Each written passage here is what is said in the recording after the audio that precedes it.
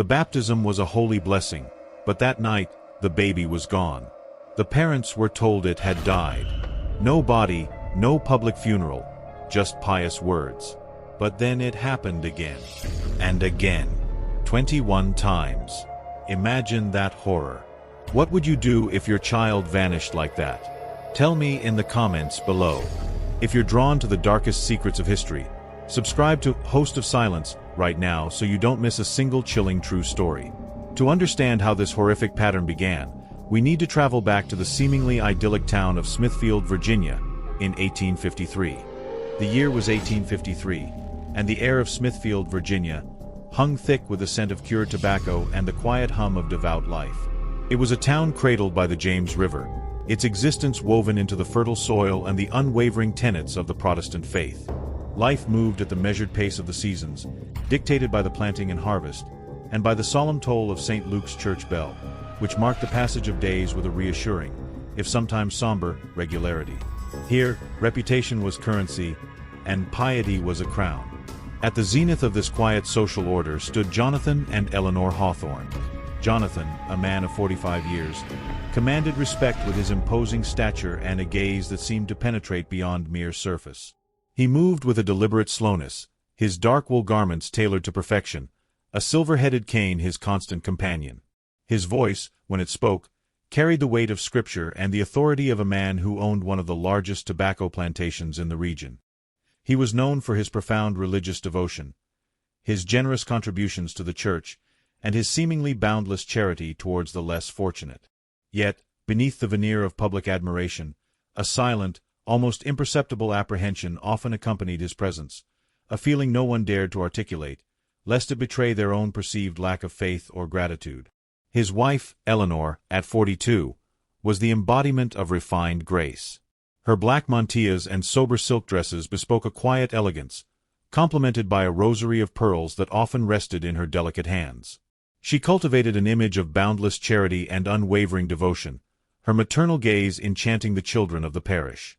It was whispered in hushed tones that she had an almost obsessive dedication to godparenting, offering her patronage to numerous newborns within the community, an act seen by many as the highest form of Christian benevolence. Her smile, though warm, held a peculiar, almost fixed quality, a hint of something unsettling that rarely registered consciously with those who sought her favor. In stark contrast to the Hawthorne's grandeur lived Sarah Milford, a young woman of 18, whose life was defined by the humble realities of the colonial frontier. She was the wife of Thomas Milford, a diligent miner of 24, whose calloused hands provided their meager living. Sarah, gentle and deeply religious, had recently become a mother, her newborn son, little Elijah, a fragile beacon of hope in their modest dwelling. The weight of providing for a new life pressed heavily upon them, and the custom of finding suitable godparents for the infant had proven an unexpected burden. Their extended family was distant, their friends as impoverished as themselves. It was during this period of quiet desperation that Eleanor Hawthorne approached Sarah. With a comforting hand upon Sarah's trembling arm, Eleanor offered to become Elijah's godmother, a gesture that seemed to Sarah like a direct answer to her fervent prayers. Thomas, ever pragmatic, saw the practical advantages of such a powerful connection, though a faint, unidentifiable unease flickered behind his eyes. Sarah, however, saw only divine intervention. Eleanor, with her pearl rosary and soothing voice, appeared as a blessing sent from above, a benevolent angel extending her hand to the vulnerable. Gratitude welled in Sarah's heart, eclipsing any nascent doubts. The Hawthornes, pillars of the community, would shepherd her child's spiritual journey. What could be more reassuring? The baptism took place with solemn gravity at St. Luke's Church. The late morning sun, filtered through the stained glass windows, cast kaleidoscopic patterns upon the ancient stone floor as the Reverend spoke of purity and divine grace. Jonathan Hawthorne, standing tall beside Eleanor, held the infant Elijah for a moment, his large hand dwarfing the tiny bundle. Eleanor, her face serene, promised before God and community to guide the child in faith. The ceremony concluded, and the customary blessings were exchanged, a collective sense of peace settling over the congregation. For Sarah and Thomas, it was a moment of profound joy, a public affirmation of their son's place in the world, secured under the auspicious patronage of the Hawthornes. That very evening, as dusk bled into the deep indigo of night, a carriage bearing the Hawthorne crest arrived at the Milfords' humble cottage.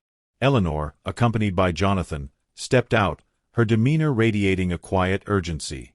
She explained, her voice soft but firm, that a special private blessing was to be bestowed upon Elijah in their private chapel, a sacred ritual known only to a select few, meant to imbue the child with exceptional divine protection. It was an honor, she insisted, a rare opportunity for the infant to receive a spiritual endowment that would safeguard his life.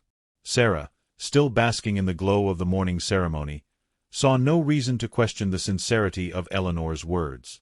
Thomas, though hesitant, was swayed by Sarah's unwavering trust and the Hawthornes' undeniable authority. With a mother's tender kiss, Sarah placed her sleeping infant into Eleanor's waiting arms, the child's tiny form disappearing into the folds of Eleanor's dark cloak. Jonathan offered a paternal pat on Thomas's shoulder, a gesture of reassurance before they departed, the carriage wheels crunching softly on the dirt road, carrying away the Milfords' most precious possession into the deepening shadows. The night passed in an agonizing quiet for Sarah and Thomas, a silence punctuated only by the anxious turning of their thoughts. They waited, their hearts a mixture of anticipation and an unspoken, growing dread. Dawn broke, painting the eastern sky with hues of rose and gold, but it brought no carriage, no joyous return. It was not until mid-morning that Jonathan Hawthorne himself appeared, his face grim, his usual solemnity now tinged with an air of profound sorrow. Eleanor was not with him. He stood on the threshold, his gaze fixed on some distant point, and delivered the news with a chilling detachment that belied the gravity of his words. Little Elijah, he explained, had succumbed to a sudden, inexplicable ailment during the night. A fever, perhaps, or a weakness of the lungs. It was God's will, he stated, a tragic, swift passage. There would be no public funeral, he added, citing the delicate nature of the child's passing and the need for immediate, private interment to prevent the spread of any unseen contagion. The body, he assured them, had already been laid to rest in the Hawthorne family plot, a consecrated ground where he would find eternal peace. The words hung in the air, heavy and unyielding. No body. No final embrace. No public mourning. No shared grief. Only a stark, unchallengeable declaration from the most respected man in Smithfield. Sarah felt the ground give way beneath her feet. Her cries, initially choked, erupted into raw, guttural wails that tore through the quiet morning. Thomas, his face a mask of disbelief, stood frozen, the logic of his world crumbling around him. He tried to grasp at explanations, at reasons, but there were none offered, save for the cryptic invocation of divine will. The grief that settled upon the Milfords was unlike any other. It was a hollow, inexplicable pain, a loss without tangible proof, a wound without a visible scar. They were left with an empty cradle, an echoing silence where laughter should have been, and the chilling memory of a carriage disappearing into the night. There was no recourse, no avenue for questioning the Hawthornes, whose word was law in Smithfield. To do so would be to challenge not only their immense influence but also the very fabric of the community's faith. So, in their profound helplessness, Sarah and Thomas Milford were forced to accept the tragedy, to internalize a sorrow that defied understanding, and to bury their son in a grave they had never seen. This silent, unceremonious disappearance of Elijah Milford marked the grim beginning of a pattern, a sinister thread woven into the seemingly tranquil tapestry of Smithfield, a mystery that would haunt the coming decades.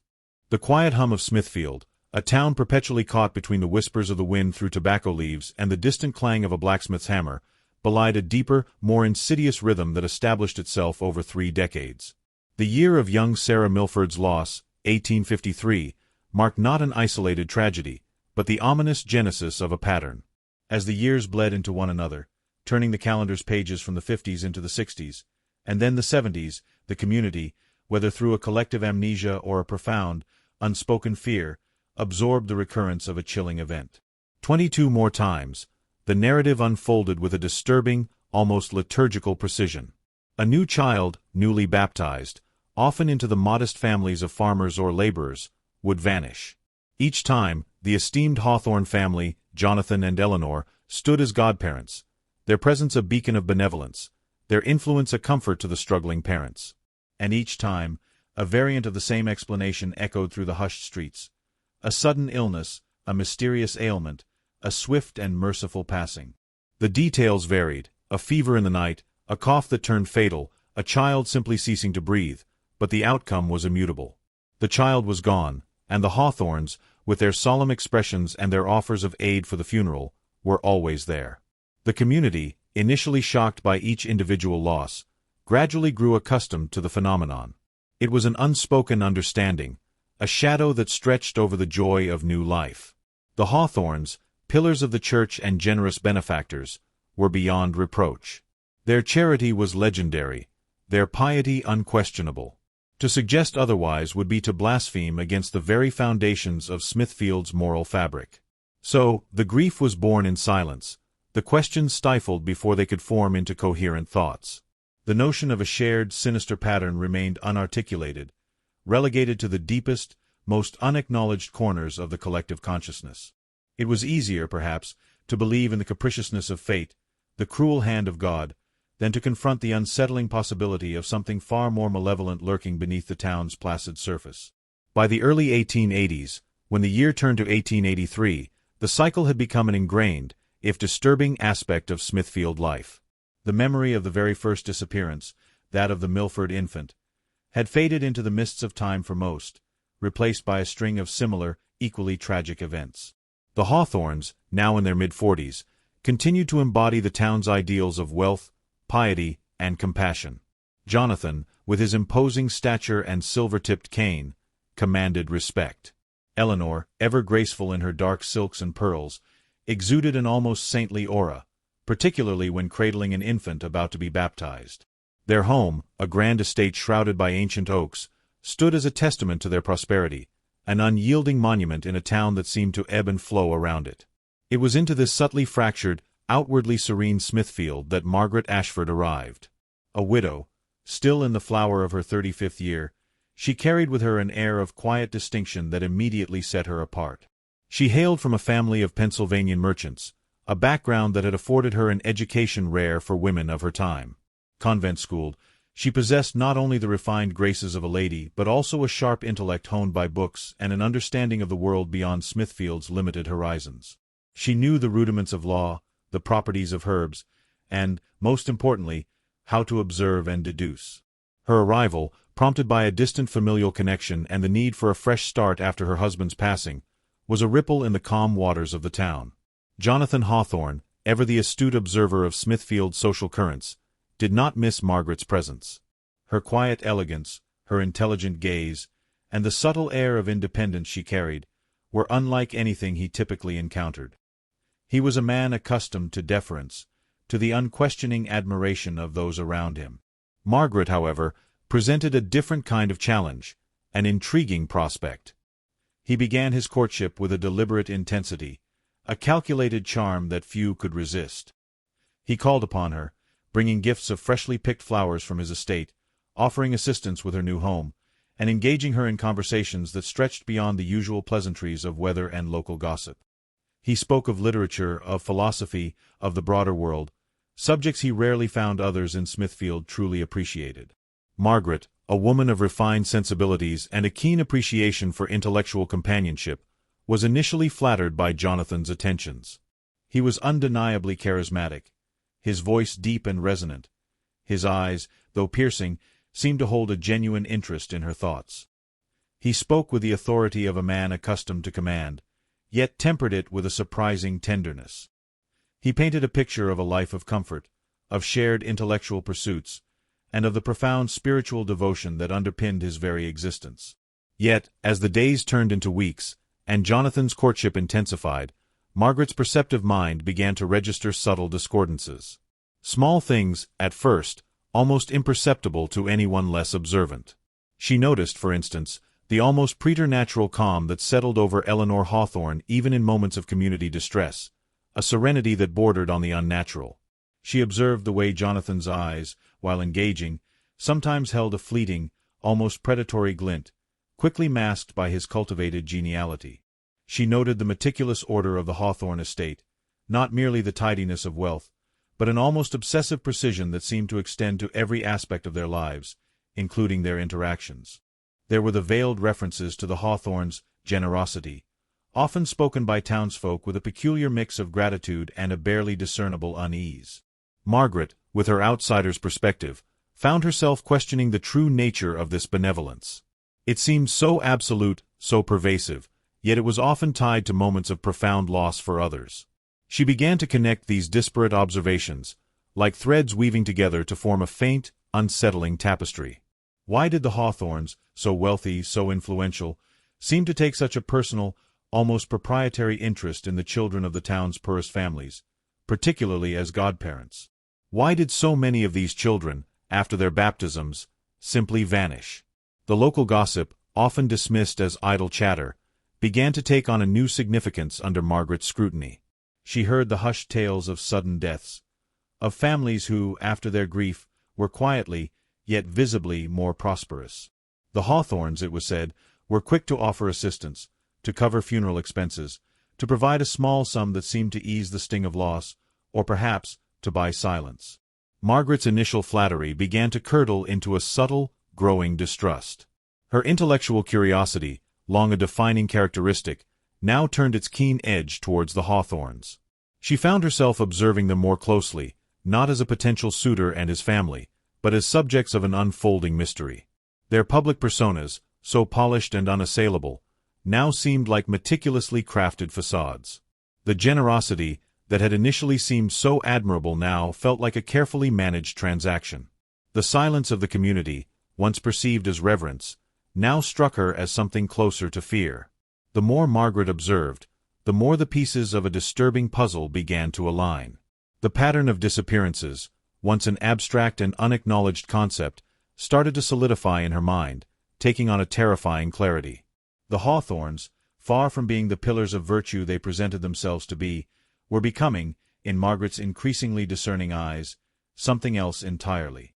The horror of Smithfield was not in a sudden, violent outburst, but in the slow, creeping realization of a darkness that had been allowed to fester, unnoticed, for 30 long years.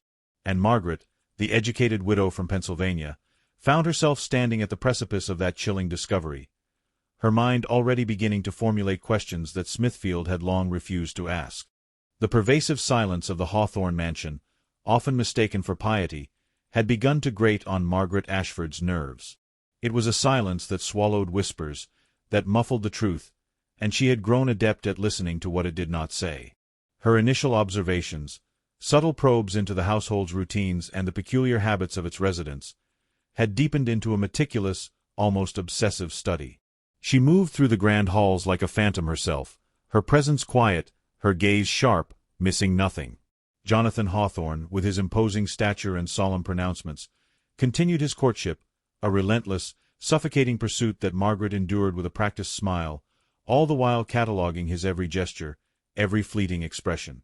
Eleanor, with her unervingly sweet smile and an almost pathological interest in the welfare of the local children, remained a central enigma. Margaret noticed the way Eleanor's eyes would linger on any child brought into her presence, a glint that transcended simple affection, bordering on a predatory hunger. Margaret's days were a delicate dance between maintaining her facade as a prospective bride and her clandestine investigation. She spent hours in the mansion's vast library, not for the books, but for the vantage points they offered, for the echoes of conversations carried on the currents of air, for the patterns of light and shadow that might betray a hidden passage. Her intuition, sharpened by years of navigating social complexities and now fueled by a chilling premonition, guided her. She had observed a curious discrepancy in the mansion's architecture, a section of the main house that seemed disproportionately large from the exterior, yet offered no corresponding space within. This anomaly was most pronounced near the private chapel, a structure Jonathan held in particular reverence. He would spend long hours there, often alone, his deep voice resonating with prayers that seemed to Margaret more like incantations. One late afternoon, under the guise of admiring the chapel's stained-glass windows, Margaret felt a subtle draught, a faint whisper of colder air emanating from behind the altar. It was a detail so minor, so easily dismissed, but it snagged at her heightened senses. She ran her gloved hand along the wall, tracing the ancient stones. Her fingers brushed against a barely perceptible seam, a hairline crack disguised by decades of plaster and paint, blending seamlessly with the rough-hewn stone. It was not a door, not in the conventional sense, but a section of the wall that seemed to give way slightly under pressure. Her heart hammered against her ribs, a frantic drumbeat of dread and exhilaration. This was it. This was the place her intuition had been guiding her towards. Returning later that night, armed with a small, flickering lantern and a pry bar she had discreetly acquired from the stables, Margaret approached the chapel. The mansion was quiet, wrapped in the deep slumber of its inhabitants. The air was thick with the scent of old wood and dust. With painstaking care, she worked at the hidden seam. The stone groaned, then yielded, revealing a narrow, dark opening. A rush of stale, cold air, heavy with the scent of decay and something else, something metallic and cloying, assaulted her senses. She squeezed through the aperture, pulling the stone slab shut behind her, plunging herself into an oppressive darkness that the small lantern struggled to penetrate. The room was not large, perhaps 10 feet by 12, but its contents filled it to overflowing with an unbearable malevolence. The lantern beam danced across the walls, illuminating a sight that stole Margaret's breath and curdled her blood. Arranged meticulously on velvet-lined shelves, like trophies in some macabre gallery, were 21 small, silver medallions. Each one, when Margaret dared to lift it, contained a meticulously preserved lock of child's hair, varying in color from flaxen to raven black. The sheer number, the chilling uniformity of their display, spoke of a methodical, unspeakable ritual. Her gaze drifted lower, to a heavy wooden desk in the corner. Upon it lay a leather-bound journal, its pages thick with entries. With trembling hands, Margaret opened the diary. The script was Eleanor's, elegant and precise, yet the words it conveyed were anything but. Each entry was a meticulous record, a child's name, a date, a brief, chilling description, and then, most horrifyingly, a sum of money and the name of a distant city. Boston. Charleston. New Amsterdam. Payments. Buyers. The entries catalogued a horrifying trade, a systematic disappearance of children, orchestrated by the very people who presented themselves as pillars of the community. Margaret felt a wave of nausea, a dizzying surge of pure, unadulterated horror. The air in the small room grew impossibly heavy, suffocating her with the weight of the monstrous truth. This was not merely adoption. This was abduction, sale, a monstrous enterprise of human trafficking. The initial shock threatened to paralyze her, but a cold, burning resolve ignited within her, hardening her spine. She had found the truth, and she would expose it, no matter the cost. She meticulously copied several entries, the names and dates searing themselves into her memory, before carefully replacing the diary and sealing the hidden room once more. Concurrently, a new presence arrived in Smithfield, one that would soon intertwine with Margaret's grim discovery. Rebecca Langford, a woman of 33 with the clear eyes of a seasoned healer and the pragmatic wisdom of a mother of 3, settled into the small town with her family. They had traveled from Rhode Island, seeking new opportunities, but Rebecca carried with her a quiet vigilance, memories of old stories from her home state, whispers of children disappearing from isolated communities. Her instincts, honed by years of tending to the vulnerable, were sharp. It was not long before Eleanor Hawthorne, with her customary philanthropic zeal, sought out the new family. Eleanor's interest in Rebecca's youngest child, a robust infant of 6 months, was immediate and pronounced. It transcended the usual neighborly welcome. Eleanor spoke of sponsoring the baby's baptism, of providing for its education, of showering it with gifts.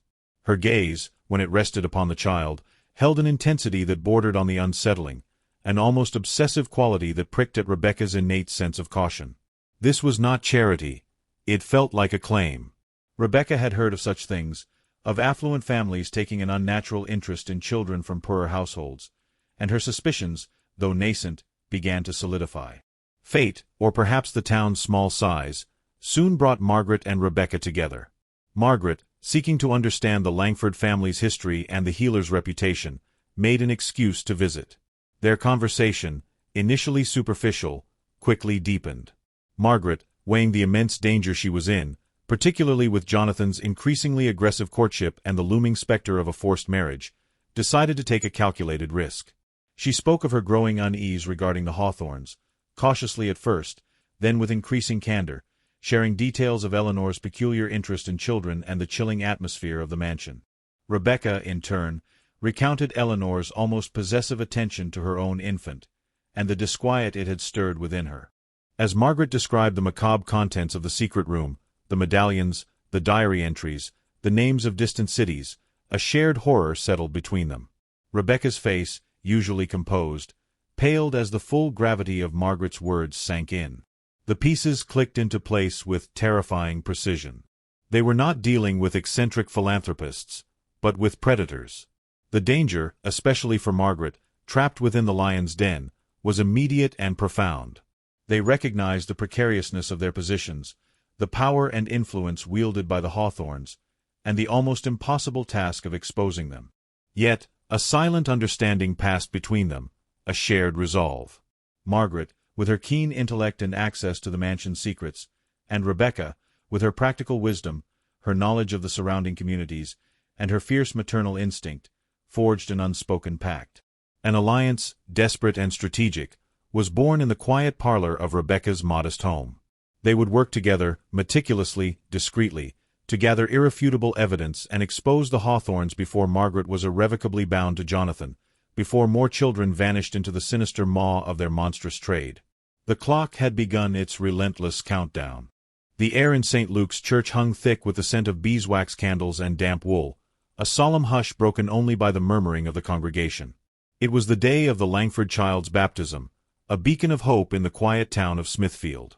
Every pew was filled, faces turned towards the altar where Reverend Davies stood, his voice a gentle drone as he began the sacred rites.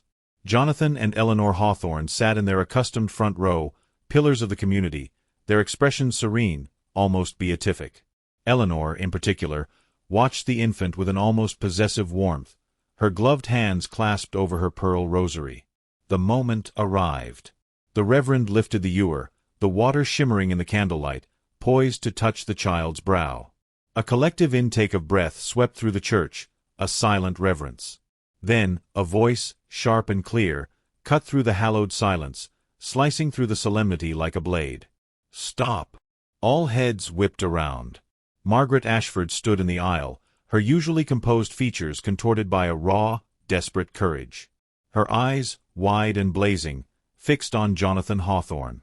A ripple of confusion, then alarm, spread through the pews. "Jonathan Hawthorne," Margaret's voice resonated, gaining strength.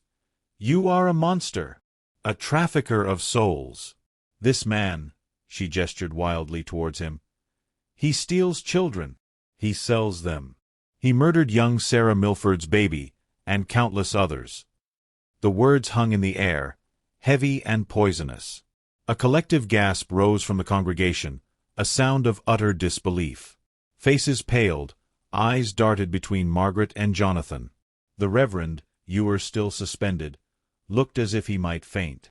Eleanor Hawthorne's serene facade cracked, a flicker of pure terror crossing her face before it settled into a mask of indignant shock.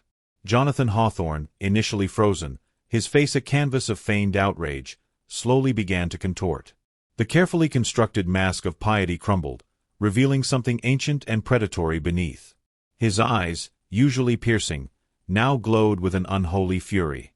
"Silence, you mad woman!" he roared, his voice no longer the measured tones of a benefactor but a guttural snarl. He lunged, a terrifying swiftness to his movements, his cane, a familiar symbol of his station, now raised like a weapon. He moved with an intent to kill, directly for Margaret. The church erupted. Screams tore through the air. People scrambled backwards, overturning pews, a wave of panic washing over the congregation. Jonathan, his face a mask of pure, unadulterated evil, brought the silver-tipped cane down with terrifying force. But Margaret was not alone. Just as the cane descended, Rebecca Langford, swift as a cat, threw herself forward, tackling Jonathan from the side. He stumbled, his blow deflected, the cane clattering harmlessly against the wooden floor instead of Margaret's skull. Other parishioners, roused from their shock, surged forward. Thomas Milford, his face a grim mask of recognition and long-suppressed grief, was among the first, grabbing Jonathan's arm, his raw strength fueled by years of silent suffering. Others followed, their disbelief transforming into a fierce, protective anger. Jonathan thrashed, a cornered beast, his veneer of respectability utterly shattered. He snarled, cursed, and fought, revealing the true depth of his depravity for all to see. The image of the pious, generous man dissolved, replaced by a raving madman. "He confessed," Margaret cried out, regaining her footing, her voice hoarse but unwavering. "He showed me. The children, the diary. It's all in his mansion." The words ignited a new wave of outrage. The initial shock gave way to a furious, collective demand for truth. The church, now a scene of chaos and confrontation, became the launching point for a desperate crusade. The Langfords, the Milfords, and dozens of other townspeople, their faces grim and determined, began to move. The Reverend, still pale, could only watch as his congregation, now a furious mob, spilled out of the church, their destination clear, the Hawthorne mansion. The march to the mansion was a grim procession. The town, usually so quiet on a Sunday afternoon, echoed with the angry shouts and urgent whispers of the enraged populace. Fear mingled with a thirst for justice. Jonathan, now restrained by several men, was dragged along, still spitting curses, his earlier attempts at murder fresh in everyone's minds. Eleanor, her face ashen, was left behind, a silent statue of disgrace. Upon reaching the imposing gates of the Hawthorne estate, there was no hesitation. The crowd surged forward, demanding entry, their voices a roar that shook the very foundation of the grand house. The front door, usually so welcoming, was battered open. "The secret room," Margaret cried, pointing towards the library. "Behind the bookshelf." The crowd surged into the library, a vortex of righteous fury. Men pulled at the heavy, ornate bookshelf, grunting with effort, until with a groan of protesting wood and grinding gears, it slowly swung inward, revealing a hidden passage. A collective gasp of dread filled the room. The air beyond was cold, stagnant, and heavy with a palpable sense of despair. Lanterns were lit, casting dancing shadows as the brave, or perhaps foolhardy, few ventured into the darkness. The passage led to a small, windowless chamber, meticulously hidden. The sight that greeted them stole the breath from their lungs. On a dusty, velvet-lined shelf, rows of tiny, engraved silver medallions gleamed faintly, each bearing a child's name and a date. So many of them. Too many. Margaret's hand trembled as she picked one up. Sarah Milford, born April 12, 1853. Thomas Milford let out a choked cry, collapsing to his knees, his shoulders shaking with silent sobs. Next to the medallions lay a leather-bound diary, its pages filled with Jonathan's precise, elegant script. It wasn't a personal journal. It was a meticulous ledger. Dates, names, transactions. The cold, clinical details of children sold, their young lives reduced to entries in a monstrous accounting book. The names matched the medallions. The horror was sickeningly real. One entry, dated just weeks prior, read, "Infant Langford. Delayed due to baptism. Soon." Rebecca Langford gasped, clutching her own baby tighter, a wave of icy terror washing over her. But the chamber's full horror was yet to be revealed. A smaller, heavier door, almost invisible against the stone wall, was discovered and forced open. Behind it lay a cramped, dark cell, barely large enough for a grown man to stand. There were no windows, no light. Scratches marred the stone walls, faint and desperate. A few rusted shackles hung from the ceiling, small enough for a child's wrists. The stench of fear, of confinement, of lost hope, seemed to cling to the very air. This was where they were kept. Before they were sold. The collective silence that followed was more terrifying than any scream. Horror, profound and absolute, settled over the community. Disbelief warred with the undeniable evidence laid bare before them. The pious, charitable Jonathan Hawthorne was not merely a thief, not merely a liar. He was a monster, a trafficker of innocent lives, a man who had built his wealth on the suffering of the most vulnerable. A wave of nausea swept through the onlookers. Some wept openly, others stood frozen, their minds struggling to comprehend such depravity. The weight of the truth, long suppressed and whispered only in shadows, now crushed them. The town of Smithfield, once so trusting, so complacent, was irrevocably broken. The nightmare was real, and it had lived among them, cloaked in piety and prestige, for far too long. The revelations were brutal, impactful, and would forever scar the soul of Smithfield. The pall that fell over Smithfield in the wake of Jonathan Hawthorne's arrest was not merely that of a storm clearing, but of a profound, chilling revelation. The grand, pious facade had crumbled, exposing a rot so deep it threatened to consume the very foundations of colonial trust. Jonathan, apprehended amidst the chaos of his own exposed villainy, offered no resistance. His eyes, usually sharp and commanding, were vacant, reflecting not remorse but perhaps a chilling emptiness, a true abyss. He was led away. His silver-tipped cane left discarded on the polished floorboards of his once impenetrable study. The immediate focus turned to Eleanor Hawthorne, the benevolent matriarch who had supposedly succumbed to a mysterious illness months prior. The truth, whispered first by Margaret Ashford, then confirmed by a network of determined investigators, painted a far more sinister picture. Eleanor had not died. She had vanished, orchestrating her own demise to escape scrutiny, only to resurface under an assumed name in the quiet, unassuming town of Salem, Massachusetts. The journey to locate her was arduous, following faint trails of forged documents and hushed rumors. When the marshals finally found her, living as a respectable widow named Mrs. Elara Croft, tending to a small garden of herbs, her composure was unnerving. She greeted them with a polite, almost serene smile, as if their arrival were a social call.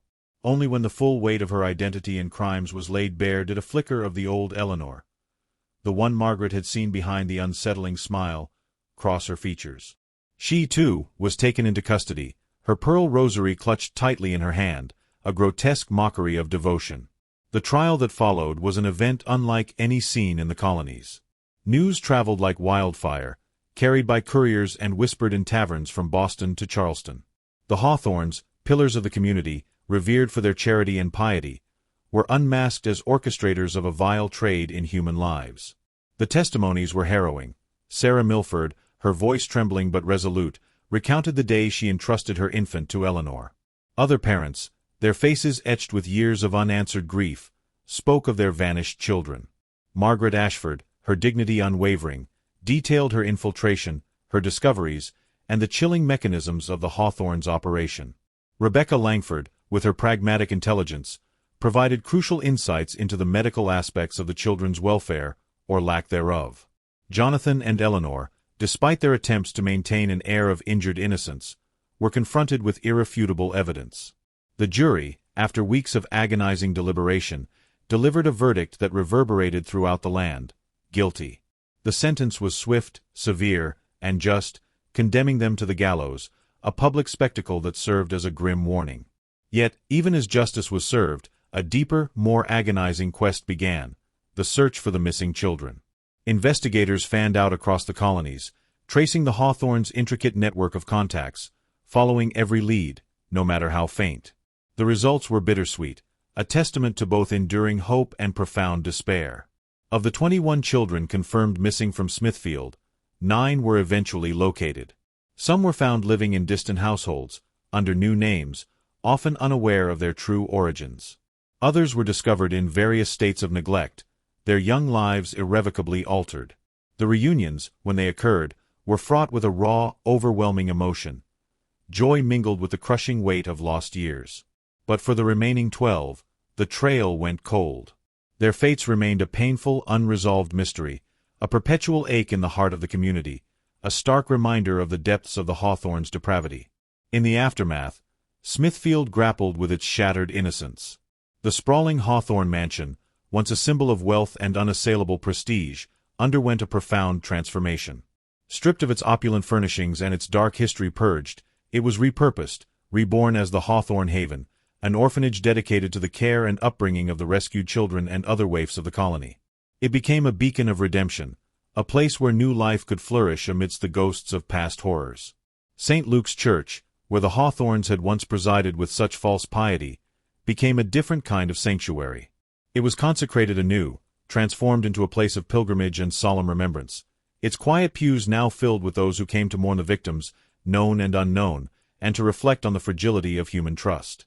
For the women who had dared to expose the truth, life took new, decisive paths. Margaret Ashford, her spirit forged in the crucible of her perilous investigation, made a quiet vow. She would never marry, dedicating her formidable intellect and unwavering moral compass to the cause of justice and the welfare of the orphaned children. She became a tireless advocate, her knowledge of law and her compassion for the vulnerable making her an indispensable ally in the fledgling child protection movements that began to emerge. Rebecca Langford, seeking a fresh start away from the lingering shadows of Smithfield, moved with her family to Philadelphia. There, her reputation as a skilled healer blossomed, But her true calling became apparent in her fierce advocacy for children's rights. Her story of courage, of challenging the powerful and exposing their cruelties, became an inspiration, quoted in hushed tones and then, with increasing boldness, in public forums. She became a foundational figure in the burgeoning movement for child welfare, her voice a powerful force for change. The scandal of the Hawthornes sent shockwaves through colonial society, forcing a painful examination of existing laws and customs. The lax regulations surrounding baptisms and godparenting, which the Hawthornes had so cunningly exploited, were swiftly and dramatically reformed. New laws were enacted, requiring more stringent documentation, parental consent, and oversight for the placement of children, particularly infants. The aim was clear: to erect an unbreachable bulwark against future such atrocities, ensuring greater protection for the most vulnerable members of society. Yet, even as Smithfield rebuilt and the colonies adopted new safeguards, certain mysteries lingered, casting long, unsettling shadows. How many other accomplices, minor figures in the Hawthornes' vast, intricate web of deceit, had escaped unpunished, melting back into the fabric of colonial life?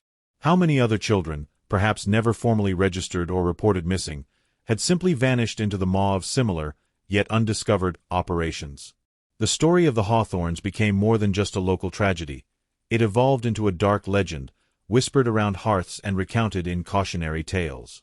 It was a perpetual, chilling reminder of the terrifying fragility of innocence, the insidious persistence of evil that could wear the mask of piety, but also, crucially, of the indomitable resilience and quiet courage of the women who, against all odds, dared to expose the truth and bring light to the deepest shadows.